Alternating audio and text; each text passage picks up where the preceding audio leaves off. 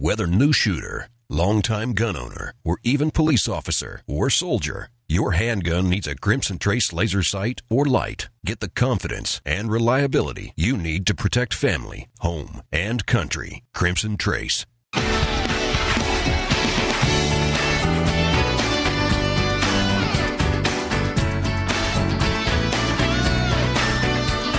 Welcome back to another hour of Tom Gresham's Gun Talk. Now broadcasting on over 200 great radio stations across America. The #1 national voice in defense of your Second Amendment rights. To be on the air with Tom, call us now. 866-825-5486 or 1-TOM-TALK-GUN. Now, here's Tom Gresham. All righty, talking about guns. Well, because that's what we do. I'm Tom Gresham. It's Gun Talk. If you'd like to join us online, we have our Twitter running. You go over to Twitter. I'm at Gun Talk. If you want to shoot me an email, if you're shy, bashful, don't want to talk on the radio, that's okay. Shoot me an email, tom@guntalk.com. But honestly, the more fun thing to do is to give us a call. 866-TALK-GUN or dial 1-TOM-TALK-GUN, and that will get you in here. I see that the Obama administration is about to announce a whole bunch of new restrictions on gun owners. Not crooks, just legal gun owners. Because, of course, the crooks already break the law, so they really can't do anything about that. The behavior of people who break the law is already, by definition, illegal. So all they can do is say, well, we have to put restrictions on people who obey the law. Which kind of leaves the rest of us scratching our heads and going, excuse me? You want to put restrictions on people who obey the law as a way of making people who break the law behave? How's that work again? I'm just not quite getting that, guys. So, in their eagerness to be able to say we did something, the Obama administration now is going to push for requirements that are going to force people to not get the mental health treatment they need. Say what? What they're going to do is say, if you are seeking the help of a psychiatrist, if you're seeing a psychiatrist, if you've ever had depression, if you, for whatever reason, say, I can't really handle my finances that well, you would be banned for life from owning a firearm, from touching a firearm, from picking up a firearm. Banned for life. So what's going to happen? People who are going to say, I'd kind of like to see somebody about this situation. We've had this death in the family. I'd really like to go see somebody. I'm just not going to do it, because if I do, that could show up on my medical records and that could be used against me. And they could actually say I'm a prohibited person and I can't own guns and I can't protect my family and I can't enjoy my sport. And so I'm just not going to go seek the psychological help that I think I need right now. Does this make sense to anyone? And of course, they want to redefine domestic violence. And here's what's interesting. This is on the national basis, but I'm also seeing this in state by state by state. So this is a very well orchestrated effort. And it's the Obama administration working hand in hand with the gun ban groups, the Bloombergs of the world. Probably all this is being decided in one single room. They're all together there. And in state after state, I'm seeing legislation being introduced that has the exact same wording, where they're changing the definition of domestic violence to not being a threat of lethal force, but just a threat of violence. So if you said, I am going to punch you in the nose if you don't back off, you could be listed as a prohibited person. That is, you can't own a gun or touch a gun or pick up a gun for the rest of your life. Never hurt anybody, never threatened to kill anybody. You just said, I'm going to punch you in the nose if you don't leave me alone. Good enough. I mean, quite literally. We had to fight that back in Louisiana just recently. This is popping up in your state. I guarantee you it's popping up in every single state, and you're not aware of it. I hope your gun rights group in your state is aware of it. If not, be sure you're active in your state gun rights group and make sure they are aware of what's going on. By the way, I just got this notice. Springfield Armory has released flat dark earth color new guns. They've got the XDS in, I think it's 9 and 40 in flat dark earth. And then they've got their M1A, which is very cool looking in flat dark earth colors. So if you like those colors, there you go. Springfield Armory can take care of you. 866-TALK-GUN. Let's go to line 1. Paul's with us out of Lake Park, Minnesota. Hello, Paul. You're on Gun Talk. Hello. Now, I just want to make one quick comment about what you just said about Obama. The reason why they're doing that, just like with the veterans, the PTSD, they're not letting those veterans own guns because of that. Now they're doing that to citizens because they want less gun owners. That's the reason why they're doing that, less gun owners. Of course. Okay. That's the whole idea. Right. So back to this, the one guy that called about his 35 Whelen, and you said that you just need to damage as much tissue as possible to bring the critter down. Well, there's certain tissues, obviously. I mean, right. Certain tissues. You got a kill zone, just like archery. People that do bow hunting, they know that they got a kill zone, and that's it. Well, there's a lot of people that hunt with guns that think that they can shoot the deer in the rear end, and the deer will go down. But they don't. Really? They keep running because their instinct is to get away from danger for survival. Well, you got a kill zone, and that's the only place you got to shoot a deer. You can't shoot a deer anywhere else, so that's where you got to aim. Paul, why do you think there are a lot of people who think you can shoot an animal anywhere? I've quite literally never, in my lifetime of hunting, I've never met a person who thought you could do that. Well, a lot of guys, I'm not saying there's a lot of them, but I bet you there's 10% maybe. And it comes with inexperience of hunting, too. They just think that when they're out in the woods with a gun, if they shoot at a deer and hit it, no matter where they hit it, it's going to go down because it's wounded. They don't think I'm asking you, but here's what I hear what you're saying, but what I'm asking you is, why do you think that? Have you met a lot of people who have said that? I have come across people from deer hunting, going into towns where I'm hunting and hearing the deer stories of somebody hitting a deer and the deer got away. And then they don't even go track it.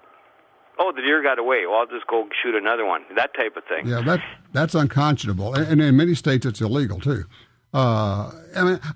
Your point is absolutely correct. Yes, there is a vital area. There's a really, really good book that the people in the U.S. don't have. It's because it's primarily about African animals. It's called The Perfect Shot. If you can get a copy of it, it's great because it shows animals in 3D. And what you're doing, you're trying to put a bullet into the heart-lung area. This is the vital area that Paul's talking about, where you get a bullet in there, and that's what drops the animal or is going to bring this trophy animal down. If you can get a perfect broadside shot, great. Right behind the shoulder is a great place to go. But there are other options out there. But if you can get a copy of this book called The Perfect Shot, I have not thought of that book in a while. It's primarily about African animals, but you can learn a lot about, if you're a hunter, about critters doing it that way. So just a thought for you there. Let's see. Oh, yeah, we got to take a quick break here. And then I'll tell you what, we'll come back. We've got, let's see, Kendall ready to go. We got Monty, we got Matthew. We have room for you. We can get you in. Give us a holler, 866-TALK-GUN, 866-TALK-GUN.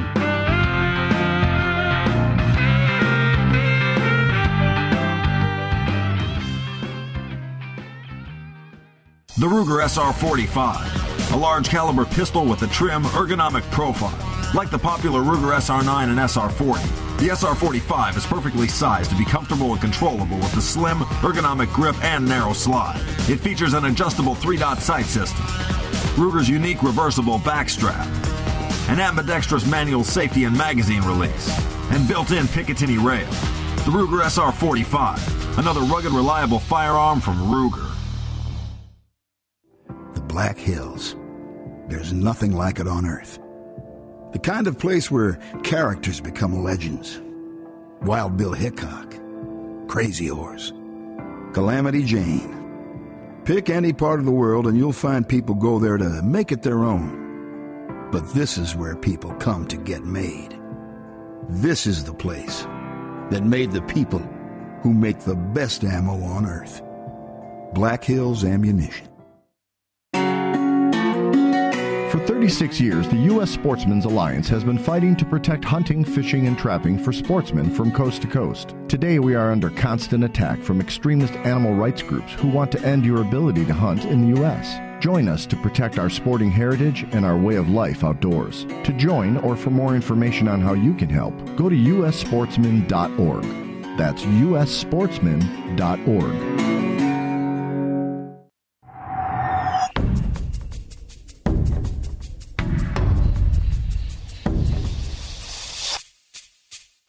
Smith & Wesson Bodyguards. Carry more comfortably, walk more confidently. When it comes to personal protection, nothing beats a Bodyguard. Choose the lightweight, compact, and concealable Bodyguard 380 pistol or the Bodyguard 38 revolver, both with a built-in laser sight. The Smith & Wesson Bodyguards. Carry more comfortably, walk more confidently.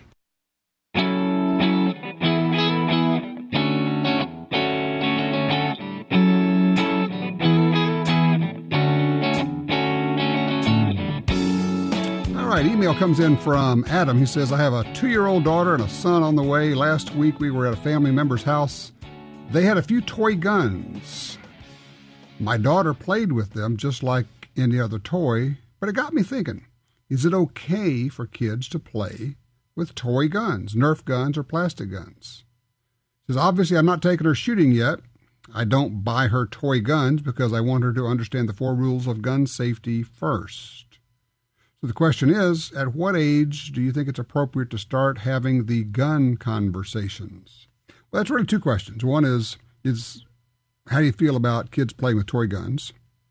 And 2 is, at what age do you start having gun conversations? I think at 4 is plenty old enough to just talk about gun safety. If you find a gun, don't touch it.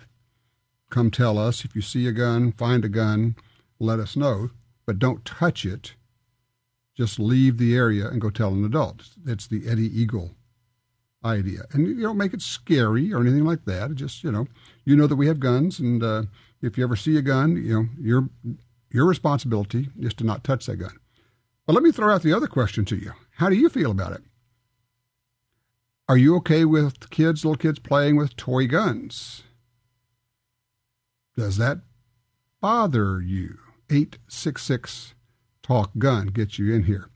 Let's see. Kendall, line 3, Grand Island, Nebraska, home of Hornady folks there. How you doing, Kendall? Hello. Yeah, I'm just a truck driver, so I get to listen to lots of radio and plenty of time to think about it. When you start listening to people talking about gun control on the far left, you start to realize it has absolutely nothing to do with safety and everything about advancing the political agenda. When you listen to the far left progressives, they're basically anti-property rights and everything like that. And they absolutely must do that in a disarmed society.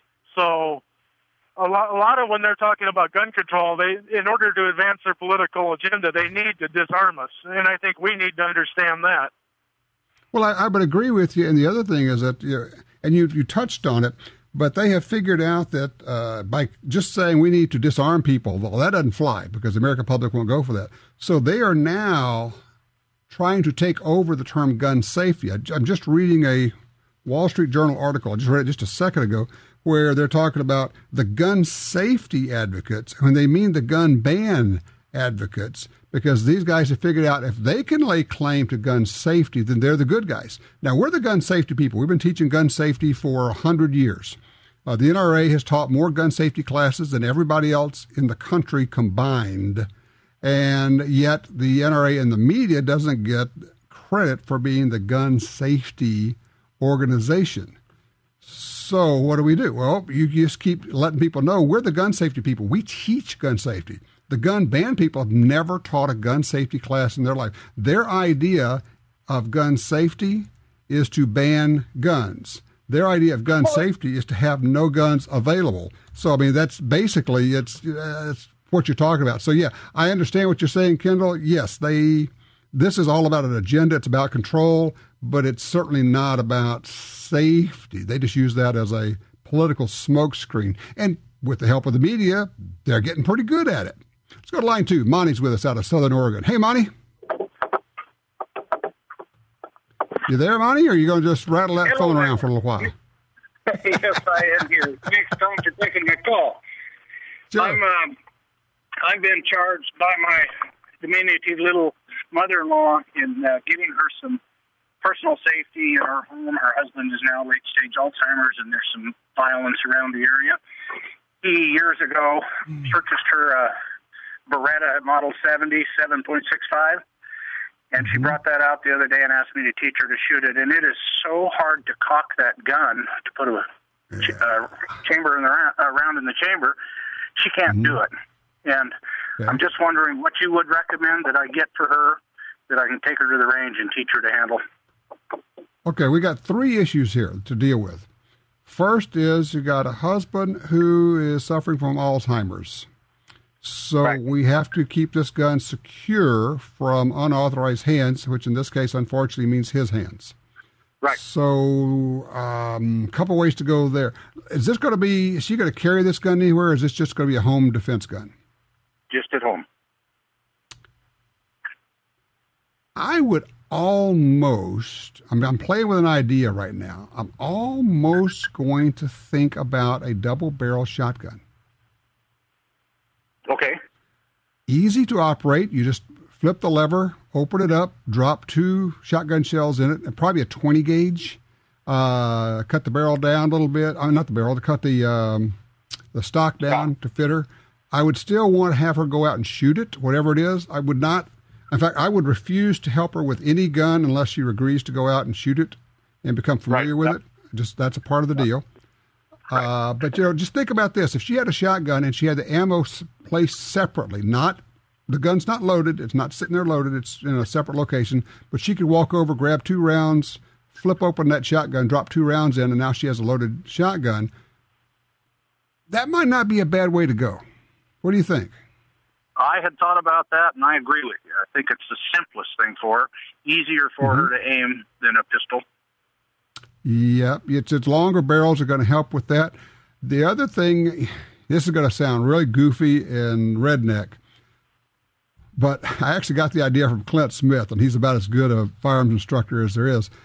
Tape a flashlight, one of these small tactical flashlights, tape it, or use a big old rubber band and rubber band it underneath the barrels so that when if she has to pick it up, she can push that little button on the back of it, just leave the light on, forget light discipline, forget everything else, because that way she could shine the light wherever the gun's pointing. Just as I'm thinking about it, as long as she will agree to not keep the gun loaded, because we do not want, and look, trust me, I am very personally familiar with Alzheimer's disease. So we don't want her husband to be able to get access to a loaded gun, okay? Right. All right. I'm thinking that's the way to go. I mean, I was going to go, like maybe with a 380 and some other things, but I'm just thinking that this might be the way to go. So I would suggest that. I'm glad that we're on the same page there, and I appreciate the call, Monty. Line 4, Matthew's with us out of Metairie, Louisiana. Matthew, you're up. Yeah, I was thinking you're talking about the news media and they're covering the coverage of gun violence. And whenever there's shooting, you see this a lot in New Orleans, they never quite, mention that most of these people who are shot are basically byproducts and, casualties in the war on drugs. They're drug dealers shooting at each other. No, absolutely. And a lot of it is basically they're business disputes in many cases where you have crooks shooting crooks. Unfortunately, sometimes innocent people get hurt when bullets are flying. But no, you're exactly right. Very good shots. They're not very well. It's 2 things. One, they're not very good shots, and number 2, they don't care. They're not like us where we feel responsible for ourselves and our actions. They don't care. I mean, you see the news there in New Orleans, the guy who just started blazing away in the middle of the French Quarter and, he hit a whole bunch of people. He didn't care who he was hitting.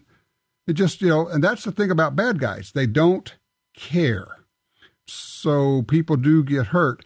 The issue, and I'm going back to your original premise, which is if you were to take out the fact that these are professional criminals, most of them have a long, long arrest record. And many times it's bad guy shooting bad guy. That actually applies to home invasions in many cases too. That changes the stats. But given all of that, and look, I appreciate the call, Matthew. Given all of that, The crime rate with guns is down drastically, dramatically, incredibly, stupendously. A 40% drop in gun crime in 20 years? It's unbelievable. And yet, two things. One is that we have the media, which continues to proclaim an epidemic of gun violence. And two, according to a recent Pew poll, the majority of the people in the U.S. think that crime is on the rise when it's going down, and down drastically. We have many more guns. We have many more gun owners. We have concealed carry possible in all 50 states. We have 10, 12, 15 million people licensed to carry a gun, a loaded gun for their own protection. We have millions of women carrying guns for their own protection. Crime keeps going down. More guns, less crime. More guns, less crime. More guns, less crime. But the media keeps telling us that crime's going up, that we're having an epidemic of gun violence. So your charge is this. Every time you hear the phrase epidemic of gun violence, challenge it. Do not let it sit there. Do not let it fester. Do not let it become the truth. Because a lie left unchallenged becomes the truth. So that's our job, my job, your job, everybody's job. We're all in this together. I'm not going to be there to hear all of them. You're going to be there.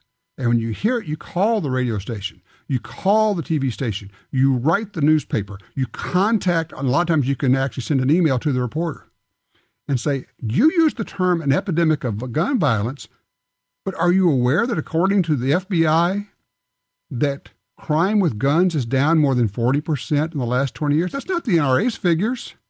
That's the FBI's figures. This is not a gun lobby figure. This is from the Federal Bureau of Investigation. We have far, far, far fewer gun crimes than we used to have, even though we have more guns. Challenge them on it. Even if they don't print a retraction or a correction, they probably won't make that mistake a second time. Even they don't want to be that embarrassed.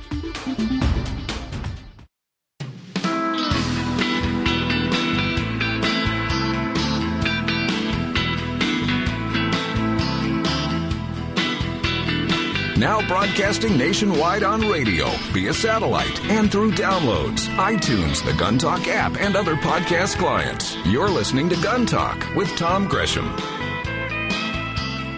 Oh, yeah. And if you ever see me with a soldering iron in my hand, call 911, because something really bad's going to happen. It just is. I'm just telling you, okay? 866 Talk Gun. Tom Gresham here. Taking pretty much anything that you want to talk about if it relates to guns, firearms. If you're thinking about buying a gun for self-defense, call me. Let's talk about it. It may be that a gun's not what you need, or it may not be the first thing you need. So just food for thought. But call us 866 Talk Gun. Get you in there. Line 1, John's with us out of Pennsylvania. Hello, John. Hey, Tom, how have you been? I am well. What's cooking? Well, I read some of those articles about Obama with the gun control legislation, but there was one article I came across that just scares the devil out of me, and it's by a Congresswoman Carolyn Maloney out of New York, and she put a bill through the House. She wants all gun owners to carry liability insurance. And I'm just thinking how smoothly Obamacare went and how expensive that is with 25,000 IRS agents to enforce it. And I know doggone well when I buy a gun and I fill out my name, I don't believe the government when they say they don't keep a list of gun owners. No, of course not. Of course not. All right, here, this is Representative Carol Maloney. She's a Democrat from New York. She introduced a bill. It's called the Firearm Risk Protection Act. It would require gun buyers to have liability insurance coverage before being allowed to purchase a weapon, and would impose a fine of $10,000 if an owner is found not to have it. Of course, service members and law enforcement officers would be exempt from this. Now, here's the key quote here. This is the one you got to listen to, because It piggybacks perfectly with what I was just saying. Quote, we require insurance to own a car, but no such requirement exists for guns, Maloney said in a statement. The results are clear. Car fatalities have declined by 25% in the last decade, but gun fatalities continue to rise. Wrong. Lie. Not true. Gun fatalities continue to drop. Gun accidents are at their lowest point since we've been recording gun accidents. Firearms deaths of children are at the lowest point in history. Gun crimes have gone down 40% in the last 20 years. The fact that she is ignorant of this doesn't do anything to quell her arrogance at saying we're going to require you to have insurance. And here's the thing, John, here's the thing. It's not a requirement that there are any insurance companies that would actually write the insurance. So now what happens? There you go. Just like government health care, you'll have government gun law coverage. Except that what they will do is they'll say, you're required to have it. Hey, it's not our fault that nobody wants to write it. You know, the fact that you don't have it means you can't buy a gun. And can you imagine an insurance company saying, we're going to insure you against the misuse of your gun? Probably not. Not going to happen. Now, here's the good news. And look, John, I appreciate the call because I did want to bring this up. I'm glad that you did. This bill's not going to go anywhere. But, once again, remember, what we see introduced into Congress is also being introduced into your state legislature. There is some state senator or some representative in your state who is the go-to gun control, gun ban person. And the representatives from Bloomberg are sitting in her office, handing her this bill already written. All they did was a global search and replace for the states, putting in a different state name, changing the title of it slightly. Same bill introduced in state after state after state. So you will, if you have not seen it already, you will see the similar bill introduced into your state legislature. They'll try to get it passed. This is what they do. And as I said, part and parcel of it, gun banners lie because they have to. Because the truth won't serve their goal. The truth is that gun crime is down 40% in 20 years. The truth is that gun accidents are at an all-time low. The truth is that accidental shooting deaths of children is at an all-time low. But here she is, U.S. Representative Carolyn Maloney from New York, saying, the results are clear. Car fatalities have declined by 25% in the last decade, but gun fatalities continue to rise. It's a lie, which means you're a liar.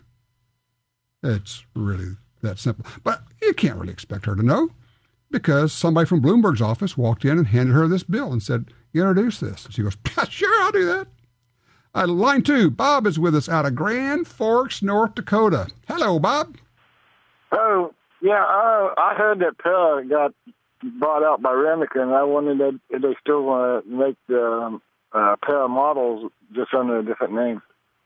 Okay, yeah, Remington did. Well, of course, Remington bought Para, and they operated as Para for a couple or 3 years, and now they're shutting down Para Ordnance completely, and some of those models will be offered under the Remington name. I'm not sure which ones. If you go to the Remington website, I'm sure it will have those, but not all of the Para Ordnance 1911s are going to be offered, which is a shame because I think Para... It's real weird. Para made really nice guns when they were in Canada. They came down to the U.S. and their quality, in my opinion, fell apart terribly. They got it together. They were actually purchased by Remington, poured money into it. They got it together. They were turning out, a year or two ago, they were turning out really nice guns again, and it was great. And now they're getting shut down. And it's going to be the same people making the guns in the same plants, so with any luck, the quality will stay there. I just don't know which models are going to continue to make. I don't, but if you go to the Remington website, I'm sure they're going to have, all the information on the various models there. So there you go. 866-TALK-GUN. Get you in here. I'm Tom Gresham. This is Gun Talk. Shoot me an email, tom@guntalk.com. What are you thinking about buying? What did you buy? What was the gun that you let go that you wish you hadn't? And here's the question on the floor.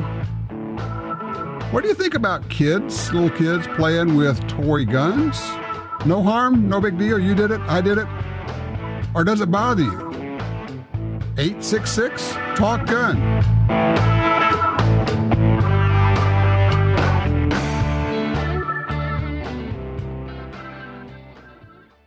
You bet your life on your defense ammo. Get the proven performance of Nosler bullets in the new Nosler Defense Ammunition, featuring the same technology as the famous AccuBond line. Polymer tip or hollow point, bonded performance handgun bullets for weight retention and barrier penetration. Available only in Nosler Defense Ammunition in 9mm, 40, and 45 caliber. Also available in 223 with a 64 grain bullet. Visit Nosler.com.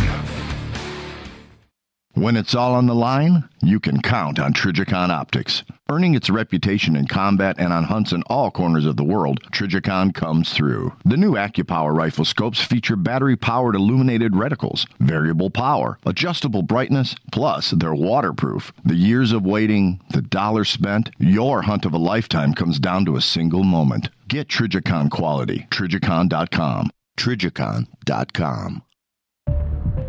You got your carry permit, and that's good. But you know you could use more training. Get the DVDs, which have what you need. Springfield Armory presents Concealed Carry 1 and Concealed Carry 2 with Battlegroup. Learn specific concealed carry skills from Top Gun fighting trainers.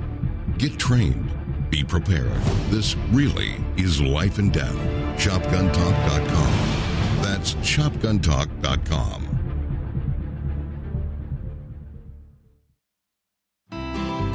Are you looking for a place to shoot? The National Shooting Sports Foundation has a great website called wheretoshoot.org. It's the largest database of shooting ranges on the internet. It's also a great resource for shooters where you can find video tips, printable targets, and a lot more.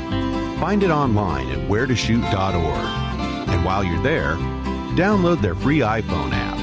That's wheretoshoot.org.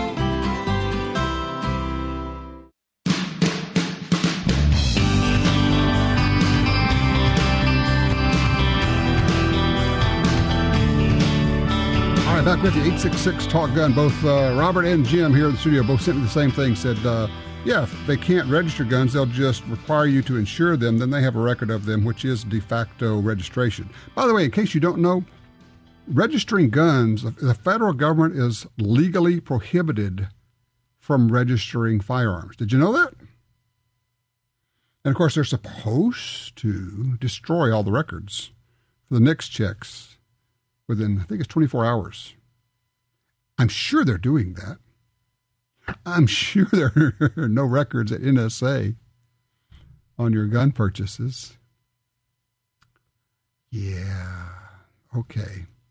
Let's see here. Line 3, Al, Hot Springs, Arkansas. Hello, Al. Yes. Thank you for the call, for taking my call. You bet. My biggest concern, and read the Hot Springs paper daily, and so many times there are cars broken into because they don't care if they break a $500 window to see if there's 3 CDs in the car. Yep. And so many times there's a gun stolen out of the car. And I'm so glad you called about this. This is a pet peeve of mine. Yes, and they break in to get a CD, but they get your gun. What are you doing leaving your gun in the car? Exactly. If you have a gun, you may have several, but in the house, but take the one out of the car. And I'm serious. At least a third of the reports of automobile break-ins, there's a gun that is stolen, and now it's on the street. Yep. No, I agree completely. You know, if you're not in the car, you don't need a gun in your car. If you are leaving it at your house overnight, if you're leaving it, if you got to park somewhere, okay, you say, I can't go into whatever it is, post office, I got to leave the gun in the car. Okay, get a locking box and bolt it to the floor of your car. If you're going to routinely leave a gun in your car, then you need some kind of locking device, some kind of box, some way to prevent them from stealing your gun if they get into your car. So I appreciate you mentioning that. Yeah, I mean, it's kind of like one of those, hello, did you guys think about this at all? Oh, man, thanks for the call there. I appreciate that, Al. Let's see. Bert is on line 1. Hey, Bert. Hey, how's it going? I'm good. Talk to me. Good. Bert Dobbins in Johnston. I emailed you about my fast brass machine, brass preparation machine. And yeah, if you got the radio on in the background, you got to turn it off, Bert. No, don't have the radio on. Go in. Okay. We're getting a weird interference here. Bert, let me do this. I'll tell you what. Shoot me another email. We'll get you scheduled on a different time. I'm getting some kind of weird bounce back from you here, and we're going to have to get you scheduled up. We'll talk about this new thing you're working on at another time, but something's weird with our phones right here. Robert is on line 1. Truly not making this up, out of Toadsuck, Arkansas. Robert, how are you? No, sir, I'm not making it up, and most of our little community out here is underwater at the moment. Anyways, I do quite a bit of small varmint eradication, and I've got 2 weapons I use. One's a 6mm, the other one's a 243. A friend of mine that does a lot of hunting with me has recommended I seriously look at the 25-06, and I've never used that for small varmints. Was asking your opinion on that one. Now, what? And I apologize. What critters are we shooting with this? Small vermin, woodchucks, ground squirrels, the small eradication type of vermin. I don't see any particular advantage to a 25-06. It certainly will work. What you're going to get is considerably more recoil out of it, of course. And 25s work great. And if you're only going to shoot a groundhog now and then, it's not a big deal. If you're going to go out and shoot a bunch of prairie dogs, then I would say absolutely not. It's too much gun, too much recoil. I mean, you've already got some really nice guns. Now, here's the question for you. The real question is, do you want a 25-06? Because I can give you a lot of reasons to buy one. Well, no. This is just a very specific use, and he uses one. But now he's got a better tight grouping at a couple of longer shots. But I consistently outshoot him with that 6mm, and I can adjust my cartridges on that 6mm from what little I know about the 06. The 25-06 is a great firearm. It'll do deer, antelope, sheep, and it will work for varmints, but it's not really a varmint cartridge. Yeah, you can put 87 grain bullets in it and do that, but your 6mm is a much better varmint cartridge, and it'll also double duty for deer. I would say, for what you're describing, if you're only going to be shooting varmints with it, I don't think I would go with the 25-06. I think I would probably just stay with what you have, or maybe looking for something else, a 22-250 or some other rifle in a lighter caliber. Even going to the point of going to a 17, and people say, well, why? To which the obvious answer is, well, why not? Because I don't have one is always a good reason. I don't have one of those. I think I want one of those. But yeah, I would let your buddy shoot the 25-06. The varmints won't know any difference. You guys can have fun. Spend your time and your money on good loads, good bullets, hand loading, better optics. Oh man, better optics. I was going to mention one of the things, because a lot of our rifles are less expensive now, you can afford to spend more on optics, and please do that. Buy the best scope you can put on your rifle. It will pay off forever, because good optics really do last almost forever. 866-TALK-GUN. I'm Tom Gresham. This, of course, is Gun Talk.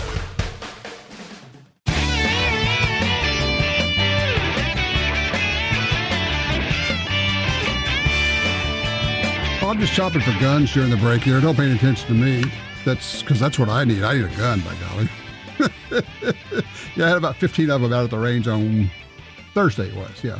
shooting a bunch of rifles out there, had some fun. One of the things I found is that I ran into an issue. I have not diagnosed it quite yet. Could not get one of the rifles on target. Could not. Finally, got up really close. And what I found was that it's some kind of weird combination of the rifle, the Picatinny rail, the mount, or the scope. But I had the scope adjustment, the reticle, cranked all the way over to one side and all the way up on the other side, maxed out, and still was on the edge of the paper. And, of course, something's just not right. So we'll go back. One of the things I have found is that if you buy quality stuff being everything from the rifle to the bases, to the rings, to the mount, to the optics, you generally don't have that problem. And a good setup will last forever. I have scopes that I've been using for 40 years. Cheap stuff is cheap forever. Good stuff is good forever. Just food for thought. Steve's with us in Reno, Nevada on 3. Steve, what'd you buy, man? Well, yeah, I called you about a year ago about a Diamondback DB9, and I think it was fairly new out. And because I wanted basically kind of a pocket pistol. This is not technically one, but it sure works in mine, and I am really loving the thing. It's got a little bit more snap than most people would like, but, you know, like 200 or 300 rounds a day, and your hands are going to be hurt bad, but you know, for what I got it for, I'm liking it very much. How long have you had it? I have had it about 4.5 months, 5 months now. Any rough idea how many rounds you put through it? Somewhere, I think, over 300 now. Okay, that's a good number. Ball ammo, only, and about 25 to 30 rounds of Hornady critical defense for when I actually carry it. This is a nice, thin, single-stack pistol. Really feels good in the hands. I had not shot one until about 3 weeks ago and was at an event, and we got to shoot one a fair amount, and I was very pleasantly surprised. I thought it felt really good in the hands. This is a nice concealment, maybe inside the waistband, self-defense, concealed carry gun. And that's what you got it for, I take it, Steve. Yeah, that's exactly what I got it for. The only, I don't want to call it a criticism, but if somebody does not have good grip with their fingers, they're going to find that double spring, on that thing. It's really hard to pull that slide back. Yes. Well, that's the way it is with all these. You get a really small gun, a 9mm, it's hard to pull the slide back. The other thing you got to do, you got to really lock your arms out and give it a lot of resistance, because if you don't give it enough resistance, you can induce malfunctions that way. Steve, I appreciate that range report. Dave, we're going to get you in here real fast. Line 2, electronic muffs for hunting. Do you use them? What are you looking at? Yeah, Tom, I do use them. The reason I was calling is I frequently hear you talk. You tell callers who don't use hearing protection. You tell them that that's not a smart idea, and I agree completely with you. I also hear you say sometimes though about how you don't wear hearing protection while you're hunting, and I got to say I disagree with that. I think that electronic muffs are great for shooting at the range and for hunting. I agree with you. And if I were out shooting, maybe for deer hunting, I might not wear them all day long deer hunting if I'm only going to fire one shot. But for bird hunting, now I always wear my electronic muffs. When I'm hunting quail, I think it'd be smart at a duck blind if you're going to be firing a number of shots. And they've gotten more comfortable, and they've gotten very affordable. For $50, you can get a good pair of electronic muffs these days. And they will amplify people talking. You can hear other sounds. You can hear critters walking through the woods, for instance, and then they'll still cut out and protect your hearing. So I agree. Dave, I absolutely agree with you. Hey, coming up, we're going to talk to an absolute expert, a guy who makes ammo.